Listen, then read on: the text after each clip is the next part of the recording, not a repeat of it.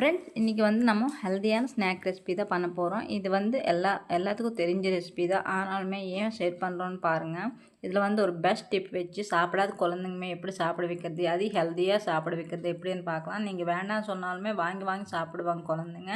இது வந்து கார்ன்ஃப்ளேக்ஸ் வந்து ஃப்ரை பண்ணி வச்சுக்கோங்க ஆயிலில் போட்டு. அதே மாதிரி ஒரு கப்பு வந்து கருப்பு சுண்டல் நல்லா பாயில் பண்ணி வச்சுக்கோங்க. அதில் வந்து பச்சை மிளகாய், அதே மாதிரி ஒரு வெங்காயம், கொஞ்சமாக சீவி வச்சுருக்கு கேரட்டு. இது ஸ்கிப் பண்ணாதீங்க ஃப்ரெண்ட்ஸ், கடைசியில் பார்த்துக்கலாம் ஒரு பெஸ்ட்டான டிப் வச்சு எப்படி சாப்பிட வைக்கிறதுன்னு. அதே மாதிரி கொஞ்சம் ஒரு தக்காளி பழம், அதே மாதிரி கொஞ்சம் உப்பு, உங்களோட டேஸ்ட்டுக்கு தகுந்த மாதிரி உப்பு போட்டுக்கோங்க. அதே மாதிரி கொஞ்சம் வேணும்னா சில்லி பவுடர் போட்டுக்கோங்க. பச்சை மிளகாய் வேணாம்னு சொன்னால் சில்லி பவுடர் போட்டுக்கோங்க, இல்லைன்னா ரெண்டும் சேர்த்து போட்டுக்கலாம். அதே மாதிரி கொஞ்சம் கட் பண்ணி வச்சுருக்கேன், அது கொத்தமல்லி போட்டு நல்லா கை வச்சு மிக்ஸ் பண்ணிக்கோங்க. கையில் போட்டால் தான் அந்த எல்லா ஃப்ளேவர்ஸ் வந்து நல்லா மிக்ஸ் ஆகும்.